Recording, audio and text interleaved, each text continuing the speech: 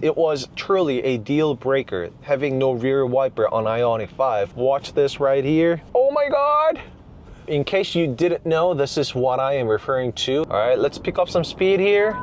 The motor reaction, the acceleration, it works pretty much similar. These mirrors, which I cannot do, and I'm running, well, I actually can. Welcome to CarSceneKorea. I introduce newly released Genesis, Hyundai, and Kia cars. As you saw from today's thumbnail, it is the most comprehensive test drive I've ever done on a single car. That is 2025 Hyundai IONIQ 5 PE, which stands for Product Enhancement model, and I have driven this car for over 1,300 kilometers. I traveled around entire Korea, all the way from Seoul to East Coast, down to Southeast, and also Southwest, back up north to Seoul again. And of course, there is a whole video dedicated on that episode, so be sure to check it out. But I want to go over an exhaustive review of the car on this video, as well as I like to go over Q&A. I always post on my community the cars that I will be test driving, asking you to drop any questions you might have about the car. And I've been doing this for quite some time now. Not only does it answer the questions that my viewers and subscribers had, but it also does help enrich my content and the video, so it's a win-win for both of us. So many thanks to those dropping questions in the community post. I really do mean it, and if it is your first time hearing such, please do check on my community post, for I might be driving the car that you are most curious about. So let's get started with the battery first, which is one of the biggest upgrades and change. So originally from the first IONIQ 5's 77.4 kilowatt hour battery, it's now been boosted up to 84.0 kilowatt hour. So converting that into kilometers, it is 458 kilometers originally. That's been boosted up to 485 kilometers. You might be thinking that's not too much of an upgrade, but I assure you, that could actually be the difference of you visiting to charge your vehicle or not throughout your travel, which means a big thing, right? However, the rapid charging speed still remains the same, which is 18 minutes charge from 10 to 80%, made possible due to enhanced charging logic. All of this I actually have gone over on my first review of the PE model, so check out the card above or pinned comment below. I do have a very thorough review. As you just saw, the BVM blind spot view monitor, it is always a great thing to have. It is pretty much a standard now on HMG Hyundai Motor Group cars. Thanks to that, the car is able to have the surround view cam, 360 degrees cam. And speaking of the cam, the car comes with the built-in cam 2, which is the onboard camera that records both front and rear with audio. And you can check all that footage using your BlueLink app via smartphone and download it on there. And speaking about that, I was actually asked by a viewer if the car can actually do the surround view record like that of the Sentry mode. And the simple answer to that is no. It only records both front and rear with the audio. Alright, so just a quick recap on the drive itself. The BVM, super helpful, as well as this DCM, digital center mirror. So it's not just the mirror turned into digital, not just that, but you can actually see it provides the wider angle and visibility. I always talk about this whenever I go over the DCM, but it's not just the mirror turned digital, but it provides wider angle using that wide lens that is attached at the back of this car. And it really shines the most during a poor weather condition such as rain and snow, which applies the same to this DSM digital side mirror. The DSM on this IONIQ 5 PE is actually the second version or generation, if you will, which is completely different from the first generation's design, driving good amount of mileage on both the Gen 1 and Gen 2. In terms of the visibility and functionality, they don't really differ by that much. I'm not even sure if there is any. However, what I know for sure is that it would affect the CD, coefficient of drag. Every 1,000th digit of a CD lowered on a car, on an EV, it gets converted Gen 2 extra 4 miles of driving distance, which is equivalent to 6.4 kilometers. Therefore, lowering the CD and making the car aerodynamic means a lot to EV. When we are living in the era where we need that every single kilometers of driving distance possible. That is one of the biggest reasons why the companies and Hyundai Motor Group is utilizing the digital side mirror on their cars. All right, let's pick up some speed here. And I've been doing this throughout the entire drive. The moment I stepped inside this IONIQ 5 PE, I was actually test driving a Hyundai Palisade right before this car. I wasn't so sure if the car was two-wheel drive long-range model or all-wheel drive dual motor spec because the car was just so powerful and instant. I mean, it's the nature of an EV. We all know that, and I know better, right? But driving ICE cars for a very long time and hopping into an EV, I immediately felt at least like 50 horsepower boost of what is originally considered and felt through an ICE cars. Meaning, if I were to sit inside a 200 horsepower EV, it kind of feels like I am driving 255 horsepower ICE cars, kind of. And I felt that this car was not the all-wheel drive after I put the car on a highway. Only then I actually felt a bit of shortage of the car or car having difficulty of picking up the speed at a fast speed. However, from a standstill and also merging into the lanes and whatnot on city drives, no shortage of power whatsoever as you just saw. And the moment I step on the gas, which I'm gonna do now, you see the car responds immediately thanks to the motor, no transmission, instant torque, full torque, 100% of torque delivered right at your tap of the accelerator. And all this time the EVs have been out and I have been test driving, I just cannot help myself but to mention and go over that because I am consistently driving ICE cars and EV cars back to back and forth. So it is the sensation that I always get, and that really and always makes me want to get an EV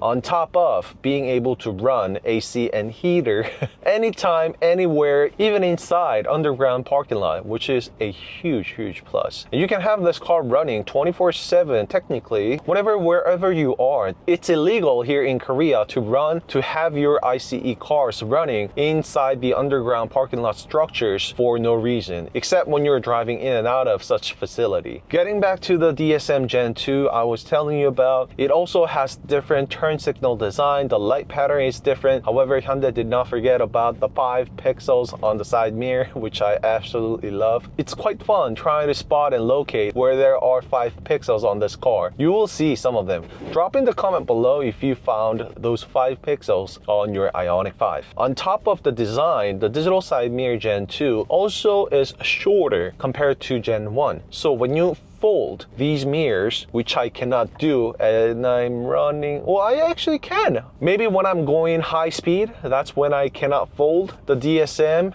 But, well, I guess you could do so during the low speed, which I just did right now. So when you fold the DSM, it actually sticks out less than it used to on the first gen. A few people pointed out that with the first gen DSM, it was quite pointless for you to fold those mirrors because it didn't really have much of a difference folding it versus not. However, once again, when you fold the DSM2 here, it is quite the size of the conventional side mirrors folded. The steering wheel on this PE model is no longer torque feedback basis, meaning that you don't have to shake your steering wheel every now and then in order to let the car know that you have your hands on the steering wheel. No, all you need now is 2 or more fingers on any part of the steering wheel. The car now knows that you have your hands on the steering wheel. You can see that I am on a congested rush hour traffic. No surprise, it's just a typical thing, just like around the world. But I noticed that I am getting one of the best battery efficiency right now because it's clocking 7.8 kilometers per kilowatt hour, and the car is actively using the regen brake to charge the battery and everything. So you guys know precisely how it works. So all of the information is also over here. When you go into the EV mode, you can see a full detail about your battery use, how effective it is, and also everything else that's tied together with the system. And also the best feature that we've all been waiting for by far is definitely that one right there, the battery preconditioning system. You can manually use and tell the car. However, when the battery is all heated up and it's optimized, it's going to tell you that it is already in its best condition.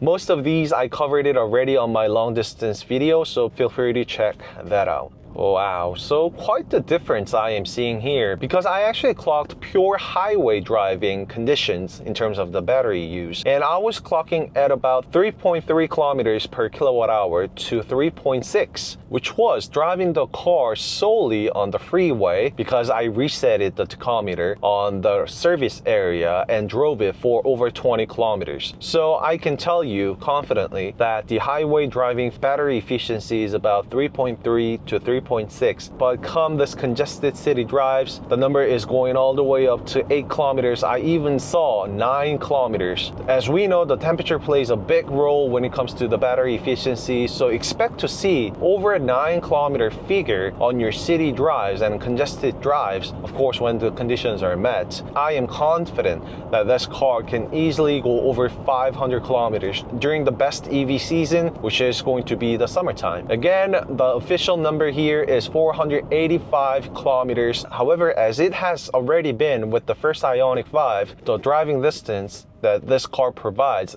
is much more beyond the original proposed driving distance. And I also do love driving this car around using iPedal, which is one pedal driving in other manufacturer. So you can operate the vehicle using the accelerator and accelerator only. Let go, the car will slow down and come to a complete stop eventually.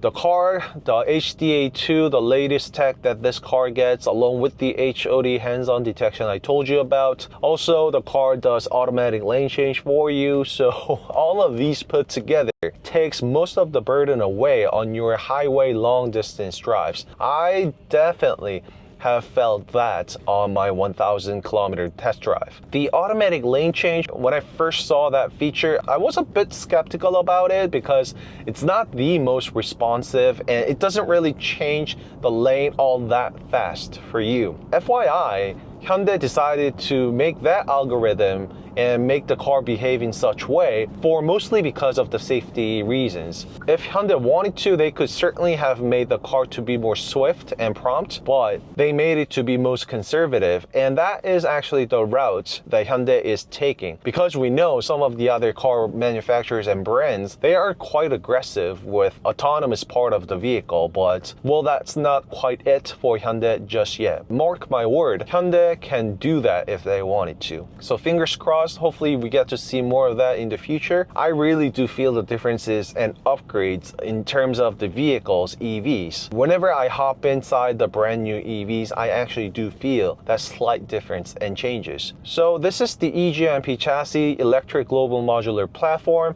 that most of the Hyundai Motor Group EVs are using, and if not all of the latest EVs. But Hyundai is actually going to be mass producing the next platform, which is the EM platform. I really have high hopes for that platform too, and personally am super curious what other special upgraded, updated techs and features that Hyundai will bring us. Don't forget to join me there because I'll be telling you all about it, obviously. Few other things worth mentioning as I've been driving the car for very long distance and hours. Let me just quickly show it to you.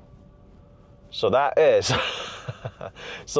the driving distance and time I spent with the car. Overall energy efficiency, you can see at the bottom, it's 5.3 kilometers per kilowatt hour. So other techs and features worth mentioning here, it gets the interactive pixelated lights right here in the middle, as you can see, and also the wireless charging station that is vertical, direct and intuitive. You can see the charging status right here. FYI, it's not necessarily state of charge, but it is just an indication showing that the phone phone is currently being charged. So you will probably see the other C-type charging ports right there, also found right here. So you probably see all the cables hanging right there because I use a lot of electronics and need to charge from time to time, so very, very useful. You can all see the power usage on this display right here too. The PE model gets ccNC, which are the monitors that you see right here, which stands for Connected Car Navigation Cockpit, and it allows you to get the OTA over the air updates and services. Although you might think the display is not much different, the software itself is a huge upgrade. Speaking of which, you probably also see that now the bezel is all black, the white bezel is gone. I know some of you guys liked white bezel. I also was a fan of it. I mean, I did not have much of an issue with it, but at the same time, I know a few people also had quite a bit complaint about it. It got the black bezels around, and to be honest,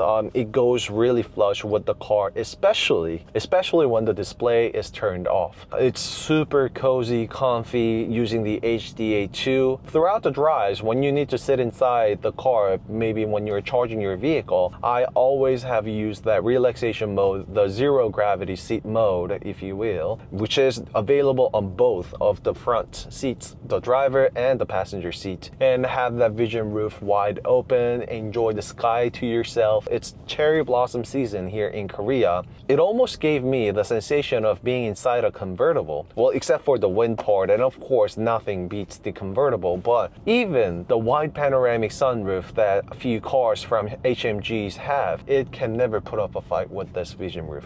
I would even strongly recommend you having this on your performance IONIQ, which is the IONIQ 5N, right? Speaking about that, the IONIQ 5N is just a crazy car in a good way. I am casually sharing you the experience of operating this vehicle on a daily basis. Absolutely love it, absolutely love it. Nothing to complain about. As you can see, it started to rain, and I am going to show you the wiper operation. I'm not trying to be foolish here, but I had to because you guys know what I'm gonna show you next. That is, watch this right here. Oh my God!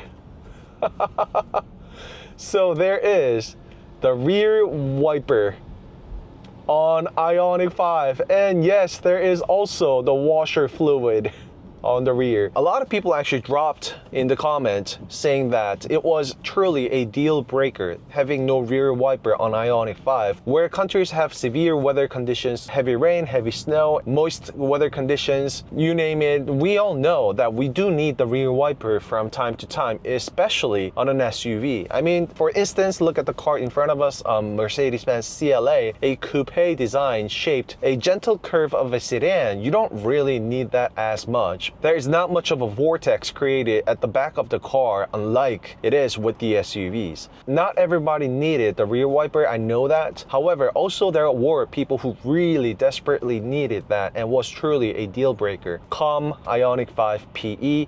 Yes, Hyundai gave us the rear wiper. I can't believe I actually dedicated a whole section reviewing, showing you the rear wiper operation. That's funny. The more you look at this IONIQ 5 PE and the closer you look at this car, you will see the amount of paying attention and fine upgrade and details that this car has gotten.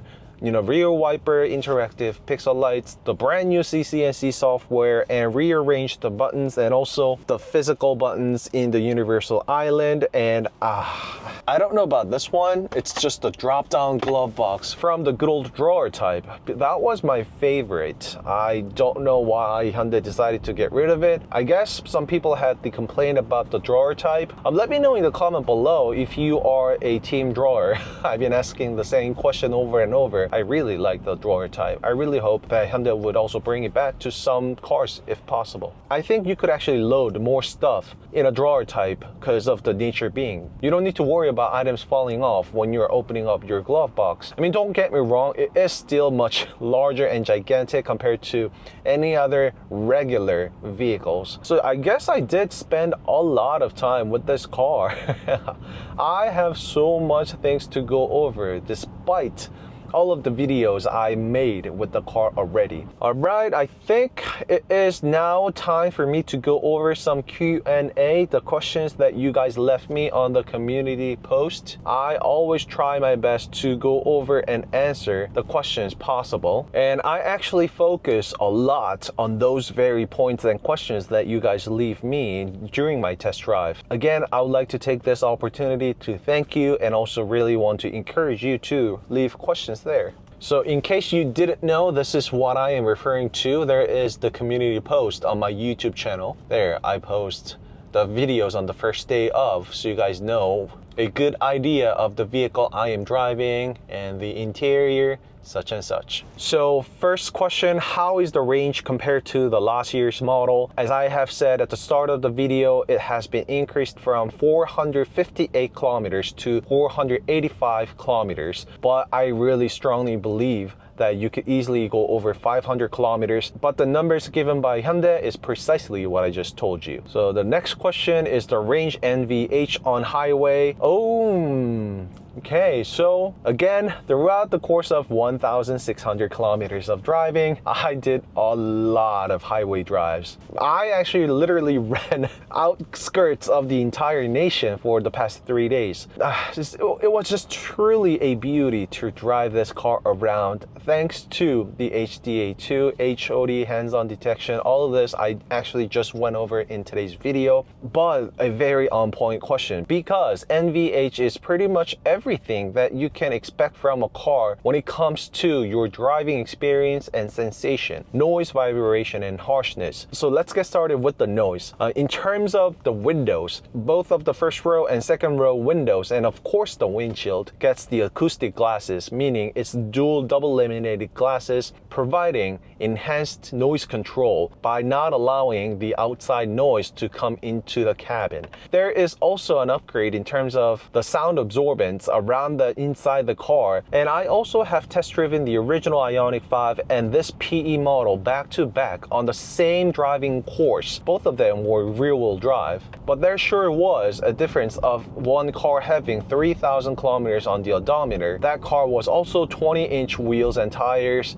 with 255 millimeters of width, whereas this PE model had 19-inch wheels with 235 millimeters of width. I found that to be very interesting because most of the times it's just usually the size of the wheel that is different, not the width, but it precisely was the case with this PE model versus the original. So different size wheels and tires, of course it plays a huge role when it comes to the driving sensation itself, but I was really happy and okay with both of the cars. I couldn't really pinpoint the immediate differences because there's not a huge difference when it comes to the performance of the original IONIQ 5 to that of this PE model. If I were to tell you that there is a huge difference, I would be lying. However, in terms of the overall sensation, I actually preferred this PE model, be it the HDA2, HOD, vivid and crisp display. Oh, the reverse cam resolution was also different, especially during the nighttime. Oh,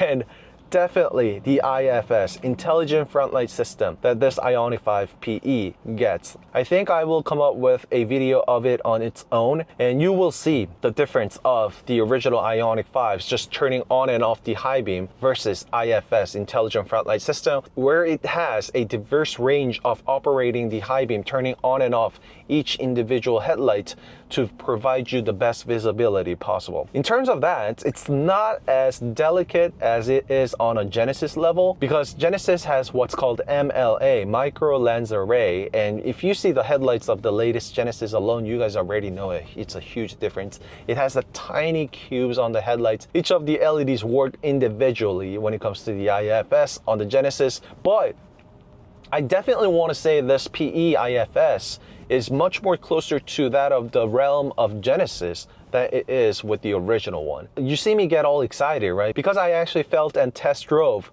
with the IFS during the nighttime drive, and it was a day and night difference literally. So NVH, noise vibration. So in terms of the vibration, because of the differences of 20-inch wheel versus 19, and this PE model having the 19, meaning it has more meatier sidewall, thicker, taller sidewall, allowing the car to absorb more energy and shock, residual shocks coming into the cabin that's been traveled through the tires, wheels, suspensions, and into the cabin next. I personally do favor a medium-sized wheels and tires, if you will, which is 18-inch wheels, because you feel the biggest difference with the wheels and tires when it comes to the performance-oriented vehicle. So there is a lot of things put at work with this IONIQ 5 to provide the best ride quality possible. Honestly speaking, I could not really pinpoint the differences between the 19s and 20s. Throughout the course of the test drive, there was nothing rattling, no rattling noise from the interior. I know the original IONIQ 5 owners hate the rattling noise from the second row seatbelt clip touching the plastic piece on the door panel. Hyundai actually resolved it by having extra cloth in front of the seatbelt clip so it does not make the rattling noise anymore. It gets the job done, so I guess I am okay with that. Hopefully you guys will be too. So you see, when you need to pick up the speed from time to time, there is no worry, no concern. It just gets the job done.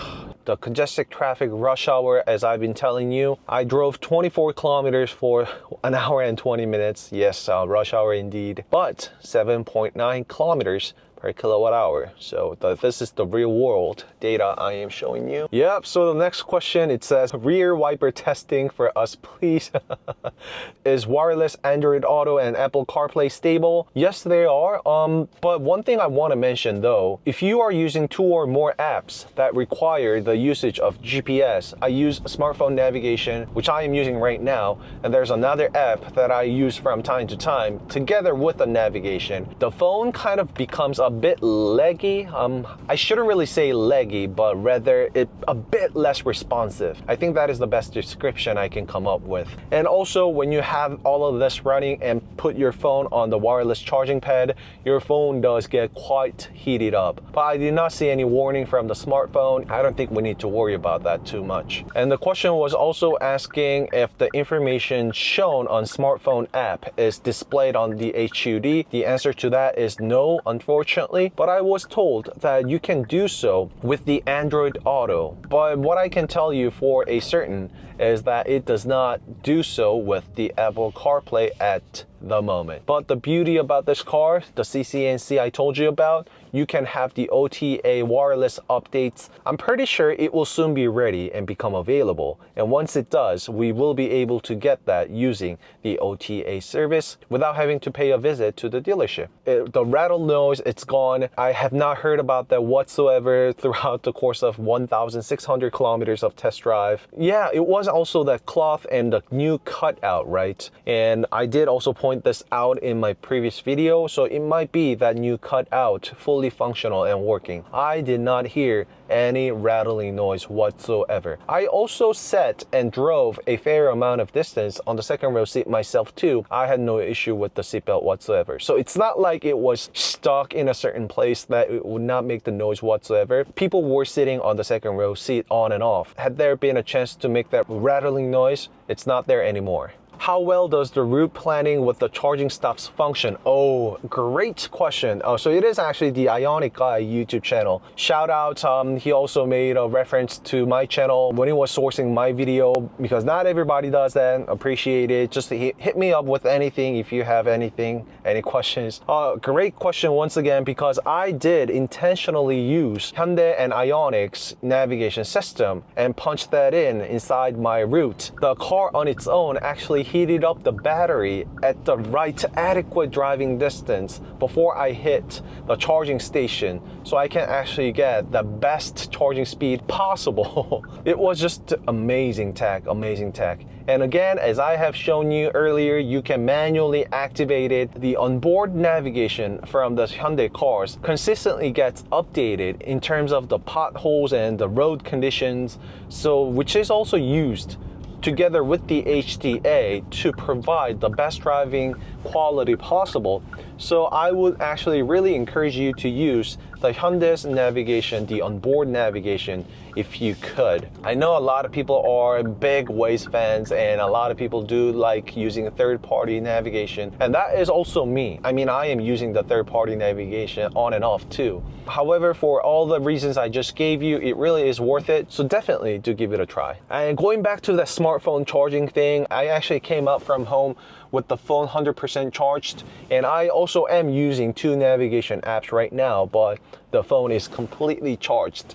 So, and it's not even all that hot. You know, you don't have to worry about losing your batteries on your phone when you are hopping in this IONIQ 5 PE. And of course, final range figures on a full charge. Yeah, so I actually saw well over 500 figures from time to time. You'll see even more than that during the summertime, the perfect weather for the EVs.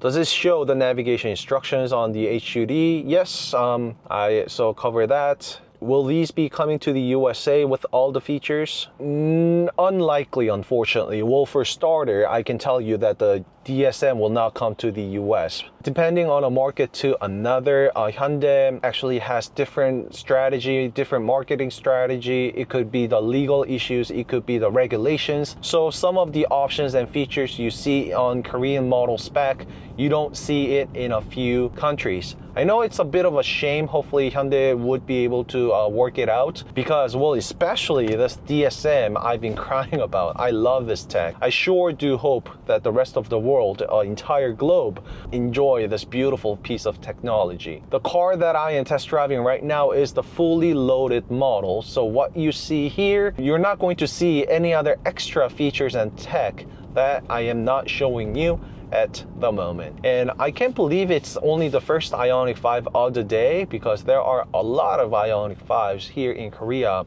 Well, for starters, they are sold as a taxi here in Korea together with the EV6. That is the original IONIQ 5 that we all know of. Again, I have a very close-up side-by-side comparison to that car to this PE model, so feel free to check it out in the card above and pinned comment. Preconditioning, threshold, and cruise control testing, please. Cruise control, again, nothing to complain about. It's beautiful. The lane change works amazing. I also have shown you a HDA2 versus HDA1 difference in terms of the highway axis and corners. Of course, HDA2 works much better job of the turns. However, there's not much of a difference on a straight line though, because HDA1 is also a great piece of technology.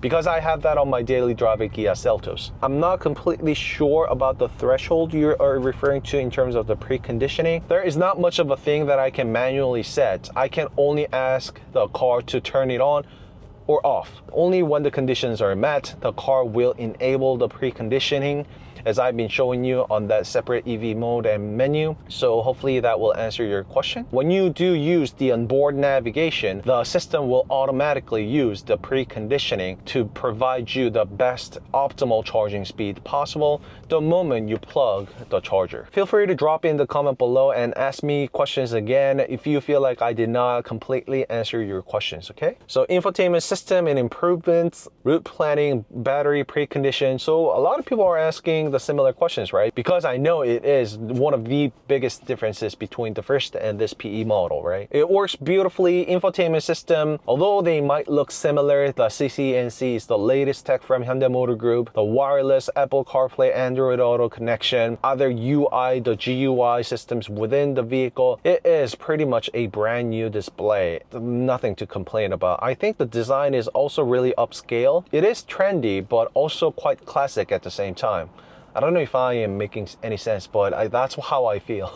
So the constant recording of the dash cam, the way it does with the Tesla, like I told you, no, it's not the Sentry mode. So you can only record both front and rear with the audio. And also, if there is any noticeable event that you need to check out, the car will also let you know when you fire up the car that there has been such incident. Waiting for the reviews. Oh my god, thank you. Thank you for the support. By the way, I really appreciate all the support and love you guys give me, show me. If it wasn't for you guys, I would not be here Of course, no doubt. I love my job. Thank you for making me love my job. So new gauges, but IONIQ 5N does not. True. So true. Seems like IONIQ 5N was developed on the very first IONIQ 5 first. And, you know, given the time frame, it just had to be because maybe IONIQ 5N would also get a PE upgrade. I'm not sure, but yeah, unfortunately, 5N is still based on the first original IONIQ 5, if you will. So looks like 500 kilometer plus. Yes. yes, you are not wrong. That is correct. And asking me about the details on bumpers, motor reaction, acceleration paddle, and also the noise cancellation. So all in all, it does not really differ all that much compared to the original one. Again, it could be the differences between the wheels and tire sizes. So be sure to double check what the reviewer is currently driving. It could be the wheels and tire differences for the most part that contribute to the differences that is mentioned. As much as I don't want to say it's identical to the previous one, but I could not really pinpoint the differences, to be honest. The motor reaction, the acceleration, it works pretty much similar because I drove the car back to back on the same driving course, and the power output. So all of this were definitely well within the range of one car being 30,000 kilometers and this car being brand new with less than 1,000 kilometers on the odometer. I don't really want to exaggerate too much here. I just want to briefly wrap up and say that it feels very similar. Again, that means how great the original, the first IONIQ 5 was. I've been saying this on and off throughout the videos, but it just is truly a great car. Except for the upgrades that I have mentioned in terms of the interior, exterior, and also the battery. So except for those things, so that's the original IONIQ 5 I told you about, and that is in taxi. There are a lot of them. So there are a lot of them here in Korea, as you can see. Alright, so that is it for today's video. Thank you very much for your love and support as always, especially those who left questions in the community post. I have a feeling that this will be the last video. I'm pretty sure you already have seen a bunch of IONIQ 5 PE videos on my channel already.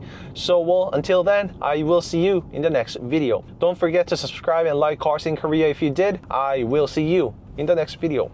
Bye bye. And the more I test drive EVs, the more I want an EV for myself. Due to the charging environment I am limited to. I can't have it, but will envy you all who have chargers at home, workplaces, and those who are living the EV life to the fullest.